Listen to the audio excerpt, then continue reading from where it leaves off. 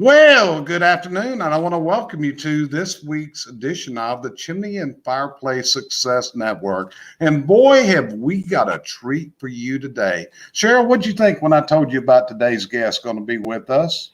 I thought it's going to be phenomenal. I mean, this man means a lot to us. Right. So I think today's a good day to do this. Right. So we're gonna take a short little pause, and when we come back, our guest will be with us, and we appreciate you being here today.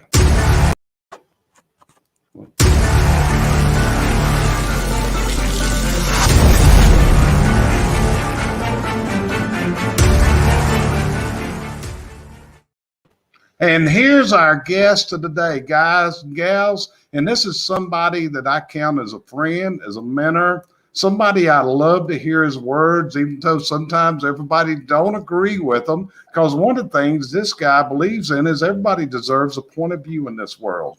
And the gentleman with us today is none other than that guy who is known as the Pitbull of Personal Development, that irritational speaker, as he brands himself out there, that we just don't hear enough of anymore. So anyway, I want to welcome Larry Winget to our show today. So Larry, you don't know how grateful I am for you to give us a little time today, brother. It's so good to see and talk with you again.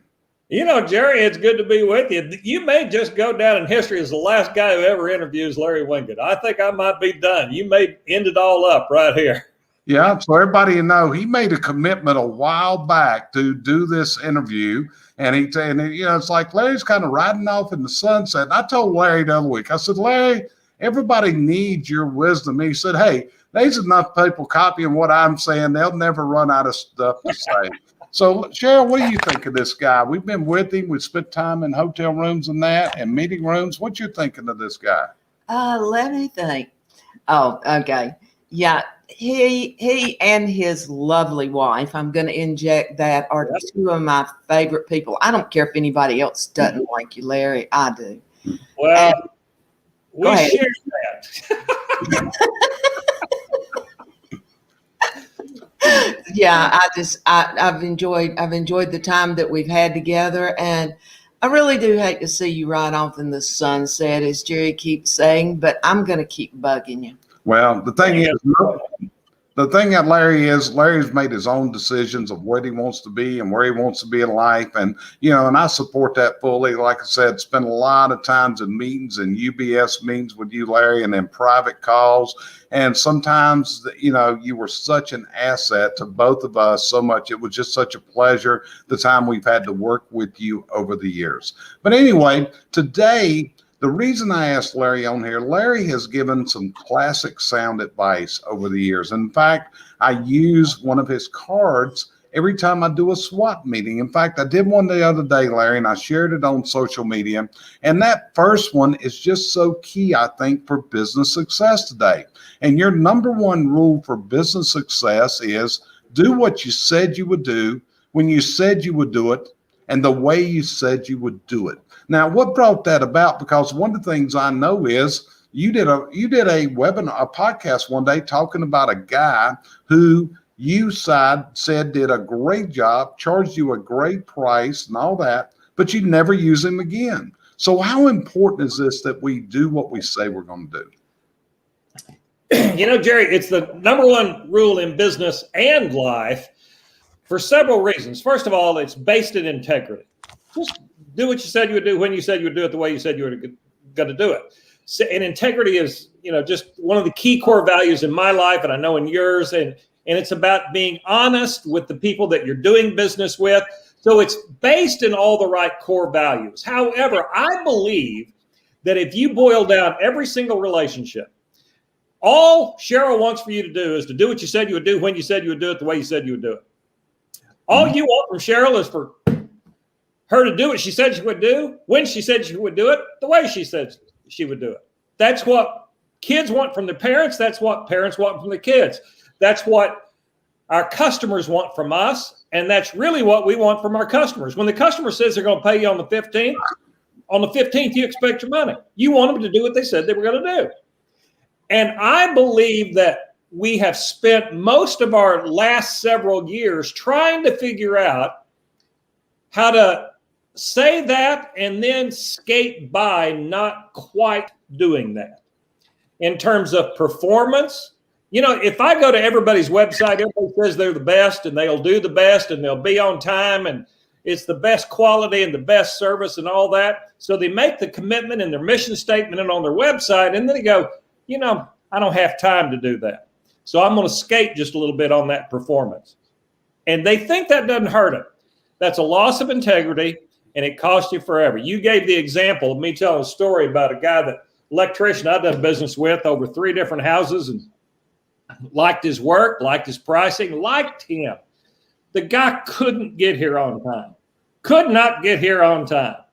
And finally, I just said, we're done.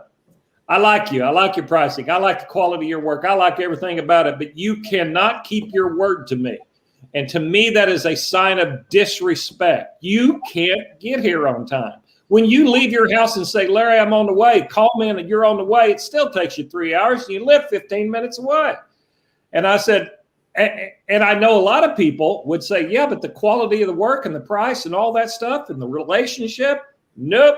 My money's more and more important than my time. I mean, my time is more important than my money. Got that wrong. My time is more important than my money. And when you disrespect my time, you're not doing what you said you would do when you said you would do it, the way you said you would do it. That's what people want. That's what we should focus on in business. That's what our employees want. That's what our kids want. That's what our other relationships want, our husbands, our wives, everybody, our friends. That's why it's number one, not just in business, but in every single area of life.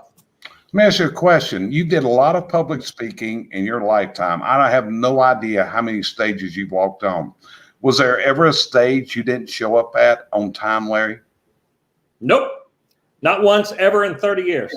Did you ever go on stage when you might have been sick or really just didn't feel up to it? It just was a bad day. Your tummy was upset, or you just didn't sleep good, or the plane was late the night before, or maybe I was in the middle of a speech and I had the flu so bad in the middle of this speech, and I was so sick.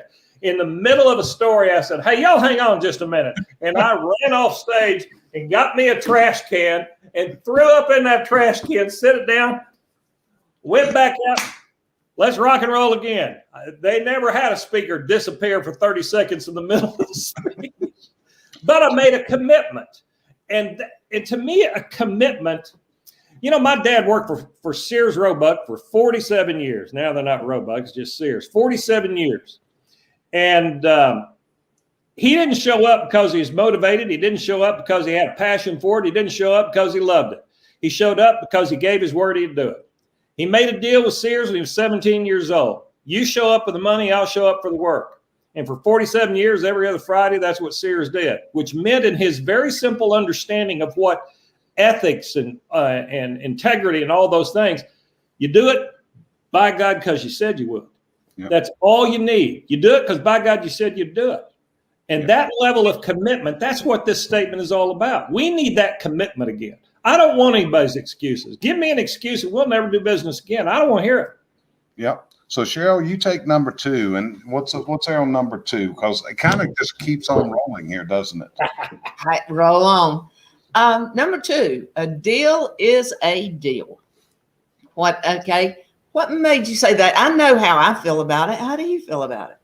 Well, the deal's a deal. I'm certainly not, that's not original with me. That's been around a good long while. But the deal these days is that a lot of times people get themselves in a deal and then they'll say, man, I should have made a better deal. Yeah, I've been in that situation a lot of times, haven't you? I mean, I've said I'd do stuff and then it comes time and you go, holy crap, I have made a mistake. I bid this too cheap.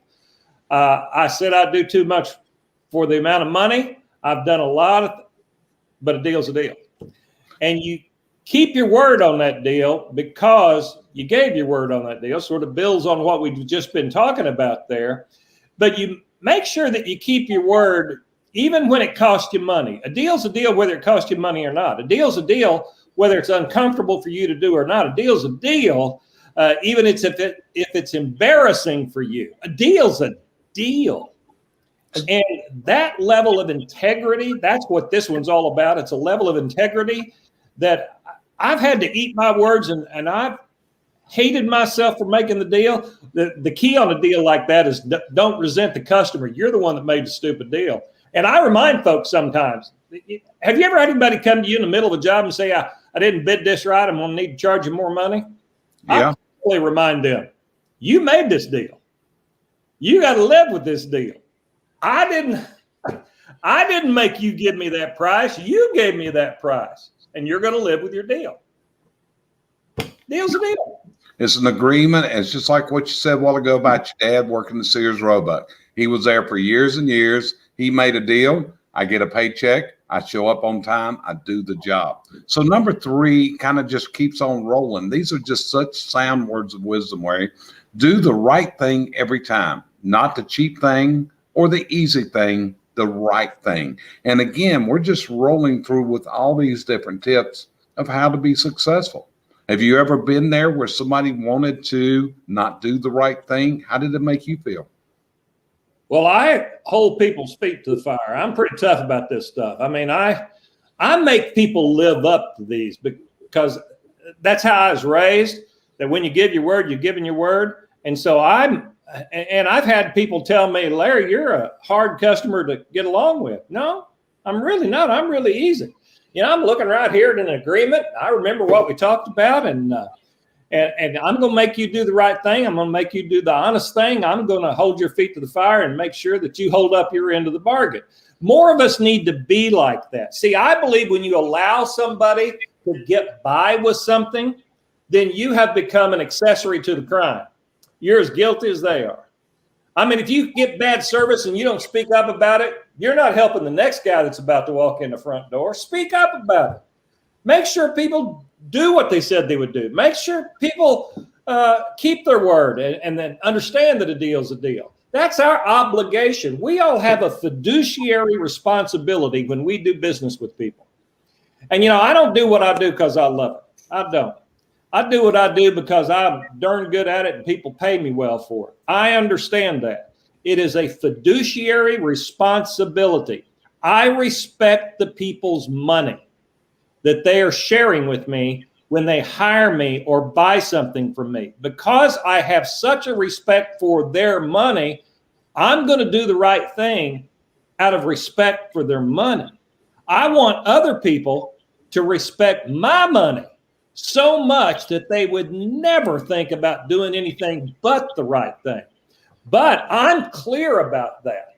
Nobody wonders how I feel about anything. And I think we've kind of become a bunch of wusses, and we won't speak up when we're getting bad service. We tuck our tails and go away and don't say anything about it. We let people treat us like crap and then wonder why they treat everybody like crap, because too many people are letting them by with it. And so not only is this how we run our business, but we must create this expectation with everybody we do business with. And that's why you do the right thing.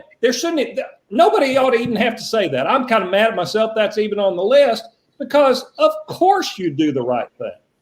Okay. But that's the world we live in. Yeah. You take number 4. Okay. This one rings home. I had a dad that would have popped me upside the bottom if I didn't. Be the person others can count on to get things done. You know, you ever work in a company? And boy, I have, and I've had a lot of employees in my past lives and so forth. And when something needed to be done, you always knew who you could go to. There's this one, it might not have been in his particular expertise, might not have been in his job description, but if you need something done, you go to that guy, that girl. You go to that person, because you know, without any question, they're going to get it done. And it's funny you said that, Cheryl, because that's exactly the way my dad would have been about the whole thing. He said, when you give your man your word, you keep your word. When you sell your time to a man, you give him all he's paying for, plus more, and then some. You're exactly right. And and if you want to create value, we always talk about value. We have a tendency to say value is based on all these different things. What I value most is knowing that's a person I can count on. Every time when I'm looking at my employees, when I'm looking at companies I want to hire, when I want somebody I can count on. And this kind of goes back to they'll do what they said they would do when they said they would do it the way they said they would do it. They understand a deal's a deal. And they do the right thing every single time. All this stuff sort of builds up. And this is not just about techniques and tactics and strategies about your actions for the day. This is all based on, and that's what I like about these 10 rules. This isn't stuff you go out there and say, well, today I'm going to do this because this list of stuff, this is my job. No, you do your job and this is who you are. And that's what all of this is. But this is who people need to be. Good people do good work. Bad people do good work when somebody's beating them on the head to make them do good work, or begging them to do good work, or threatening to fire them if they don't do good work. So they'll do good work for that long. But good people do good work because they're good people. Yeah. And the next one just keeps on rolling, Larry. It's just like when I'm sitting here and hearing you talk about this, I'm wondering, did you sit down one evening and put these together, or this was a compilation of years of observation? How did you come up with these 10 things? I just sat down one day and said, what would be 10 rules for business success, which is what it's called. And they do build on one another. And I just sat down and wrote 1 through 10. Yeah. So the next one is work hard on your job and work harder on yourself. And I think that's a key one. And, I think that's what, that about us. We have worked really hard on ourselves and in our jobs. We dedicate ourselves to what we're doing, probably beyond what we should. In some ways, I admire you. You're riding off in the sunset. The other is, I don't know how you're doing it. I admire the heck out of you for this. Well, here's the deal. I'm doing what I said I would do, when I said I would do it, the way I said I would do it. I'm not turning 70 years old and worrying about where the next speech comes from. This has always been a plan. I had a good friend say that something he learned was there comes a time in the life of every general where he plants his flag, declares victory, and leaves the field of battle. That's what I'm doing. I'm declaring victory and going to leave the field of battle.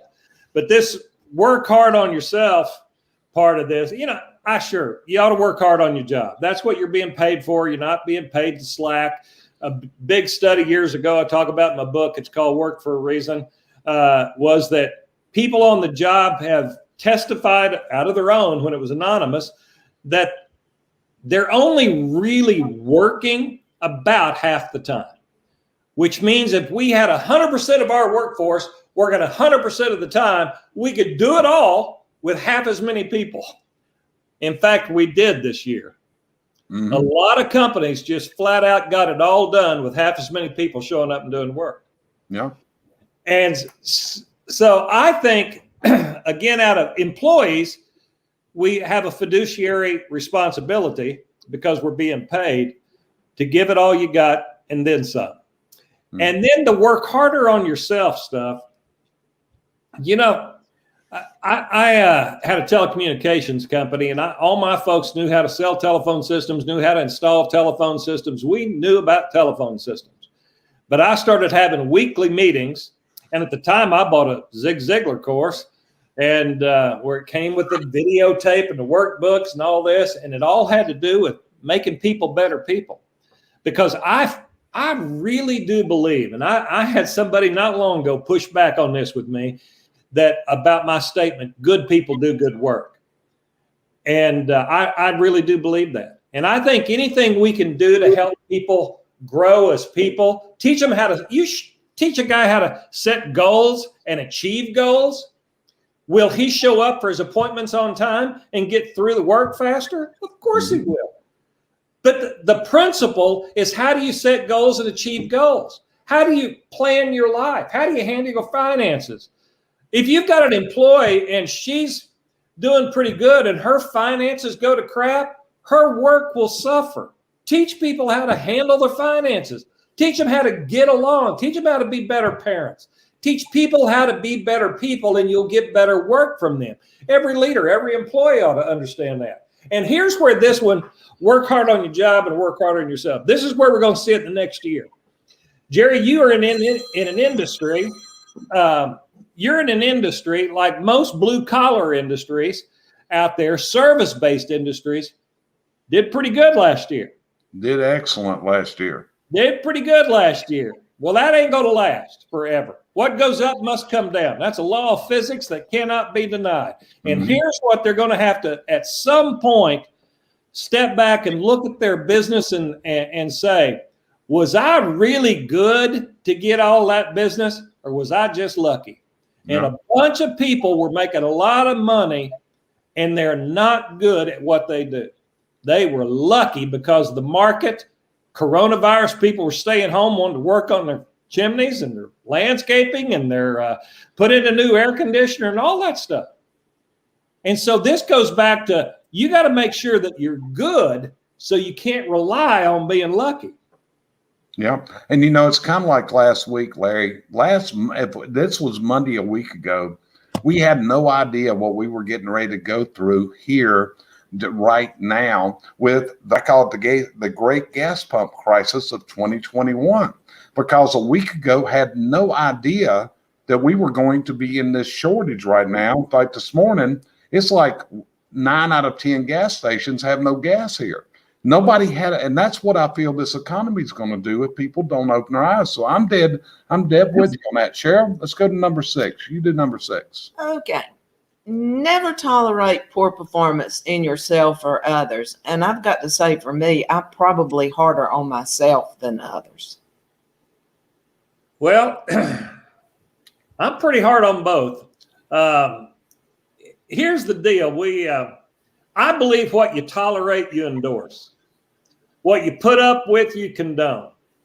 And so when I look at an employee, or I'm looking at the kind of service I get when I go out in public, if I put up with lousy customer service, I have to admit to myself that I condone that. I endorse bad customer service. Ask anybody a question. Do you endorse or condone lousy service? Why are you putting up with it? Why do you tolerate it? Do you endorse or condone poor performance from your employees? Do you endorse them coming in late, which, by the way, means they don't respect you, they don't respect their coworkers, they don't respect their customers? Do you endorse that? And it means they're stealing from you? Well, if you don't stop it, then you are proving to them that you tolerate it and you condone it. Well, that's dumb. So you just got to look at what's going on in your life and realize that if it's going on, it's because you're putting up with it. And when you stop putting up with it, probably it will stop going on. So this putting up with poor performance in others, I fix that crap that quick. And every employer ought to. Every manager ought to. You think you're doing folks a favor by letting their actions slide when they come in late, or take an hour break instead of a 15-minute break, or when they're doing something on your time that you're paying them to do that's all personal? You think you're being a nice person? You're not. You are hurting that employee, and you're hurting the most important person, and that's the customer, because eventually the customer suffers. And if they don't respect you and your time and your money, they're not going to respect your customer's time and money either. So stop tolerating lousy performance, and stop tolerating in yourself. Good Lord. We live in a society where it's all, you're wonderful, you're special, aren't you terrific? Everybody, let's circle up, hold hands, sing Kumbaya, and talk about how great we are. In the United States is ranked number 27 in math performance and number 1 in self-esteem. Number 1 in self-esteem. We love ourselves for being stupid. That's bottom line how it is. We love ourselves. Sometime, at some point, we all need to go to the mirror and say, listen, buddy, you're being an idiot about this. You got to stop this. You're not healthy. You're overweight. You're broke. You got to go through everything that's going on in your life and realize it's going on because you allow it to happen. So stop it. Everything I've done, Jerry, for 30 years has been based on the oldest joke in the whole world.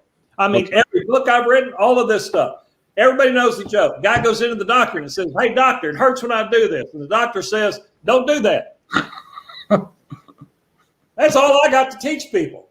Everything that's going on that's bad in your life, stop doing it. You know, Larry, well, I still remember one day that you were talking, and it was like, and I use this, I'll be honest with you, I've used this. I said, let me give you the Larry Winget advice. Give him his freedom.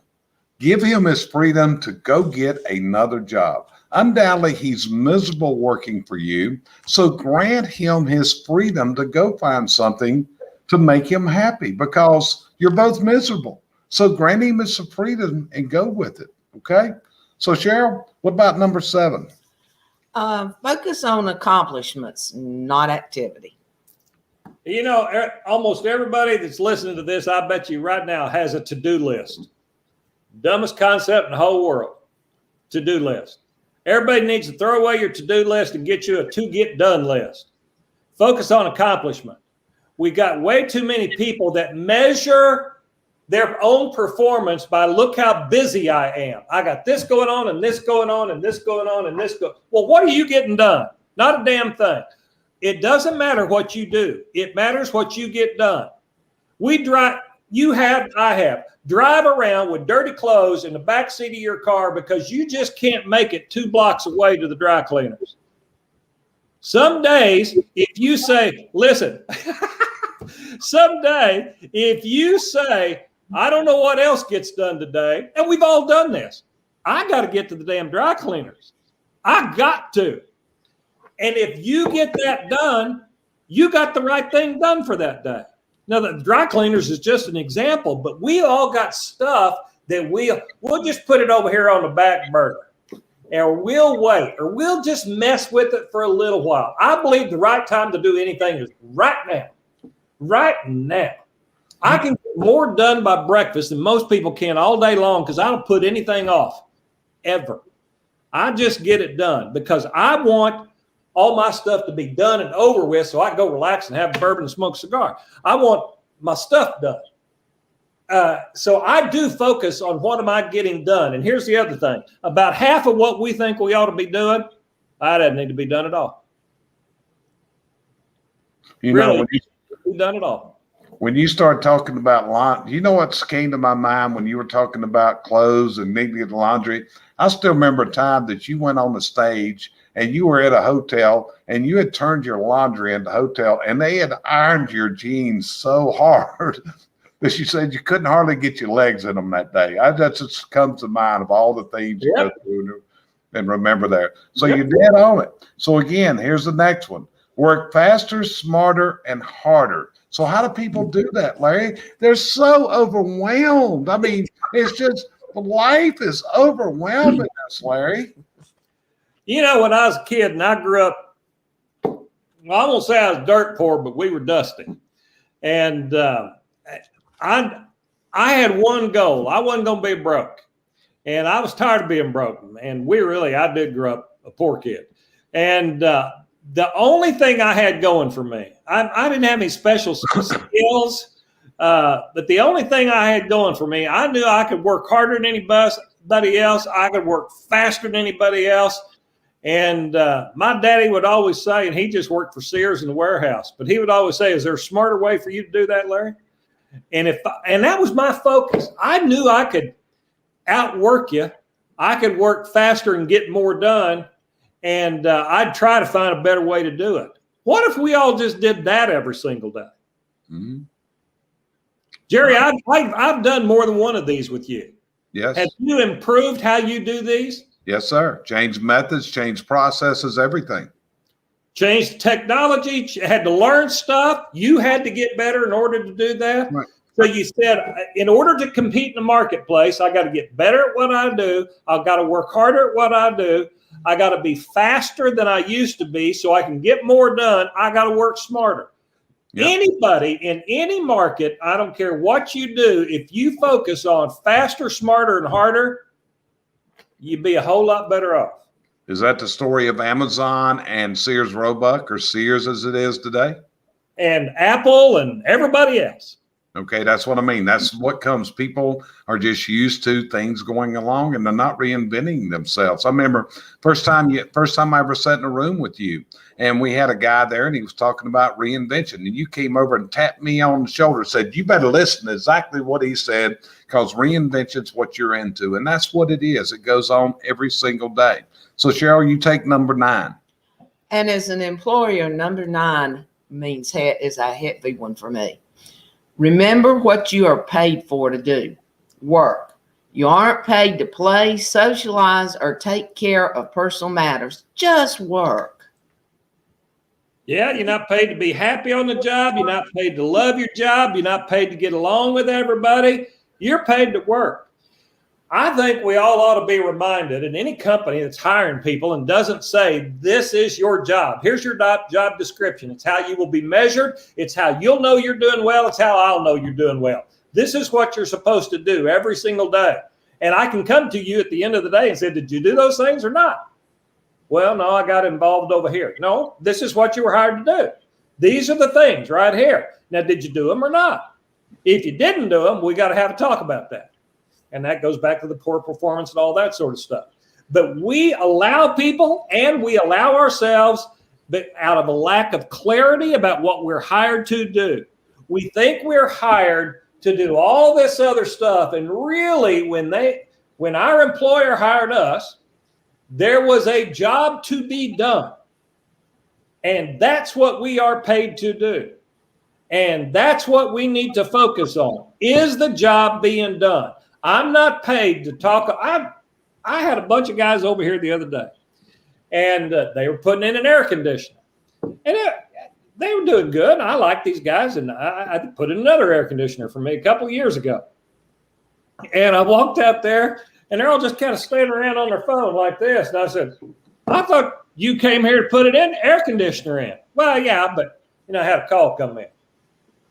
Okay, I went back in, had a cup of coffee, came back out, and I said, am I paying you to talk on your phone, or is your boss paying you to talk on your phone and answer texts and stuff? Put this air conditioner in and go away so I can let the dog out. So they were, wait a minute. What the job is and to do it. So they didn't know you don't intrude on the dog's life at the Winget household at all, did they? They just didn't understand your and Leon's relationship one bit. That's Leon's yard, and they are guests in it, and they had overstayed their welcome. Okay. So number 10 here, Larry, and when I read this one off, I'm just imagining that the people that speak on time management, I can only imagine what your feelings are, because number 10 is manage the priorities, not the time. Where did that one come from? Oh, it's been said by a lot of people smarter than I am, and I just feel sorry for people who are trying to manage their time. I had a time in my life where I was trying, and I went to a time management course and I bought time management books. And I realized as long as the most important thing is getting done, it'll be all right. What's the most important thing every single day? In small business, any business, what's the most important thing? Revenue. Really, revenue is it. Where does revenue come from?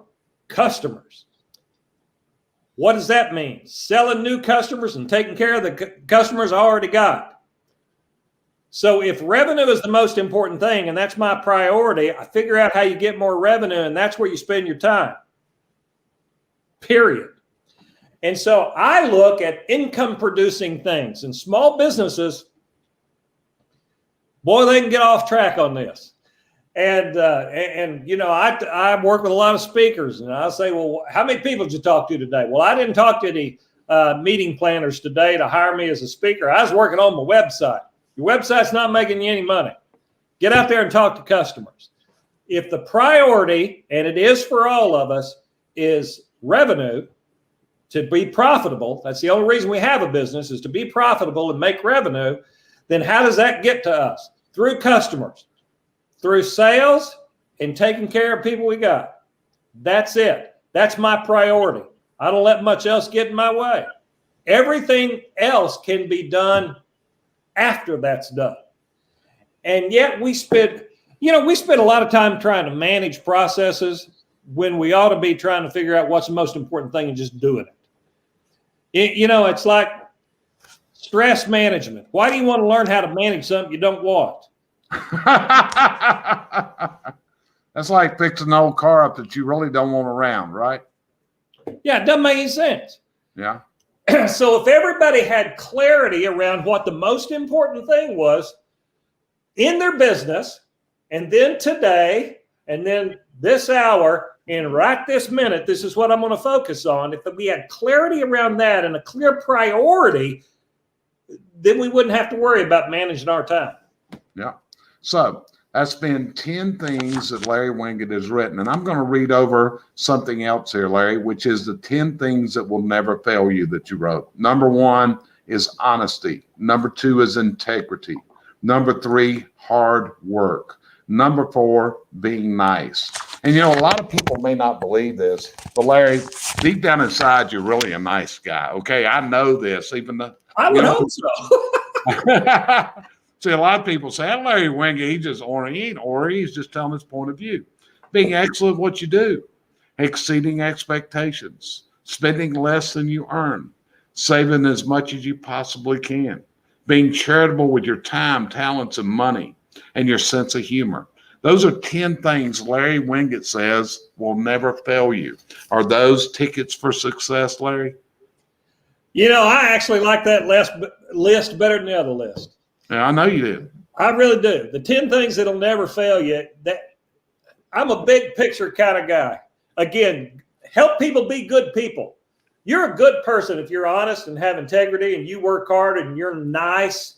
And see, I happen to think that honesty isn't always pretty, but it's always the best thing you can do. And so I think it's nicest thing I can do is be honest with folks. Some people don't see it that way if it steps on their toes. Be good at what you do. Lord, we're all paid at some point for excellence and value. That's it. And not only meet expectations, but meet them and go just a little farther. Cheryl said it a while ago. That's how we were raised. You give it all you got and then some. That's the way it ought to be. All of these things are big picture things that apply to every single area of life and business. And these are the things that if you can look at you, and the last one's my most important one, by the way, Jerry. Keep your sense of humor. God darn, people are they're nasty and they're mean and they're looking for opportunities to be offended. We've forgotten how to laugh at ourselves and with each other. And we got to get back to having a good sense of humor. But if you do these 10 things, you'll be a good person. And if you're a good person, you'll do the right stuff every time. So has Larry Winget really walked on the last stage?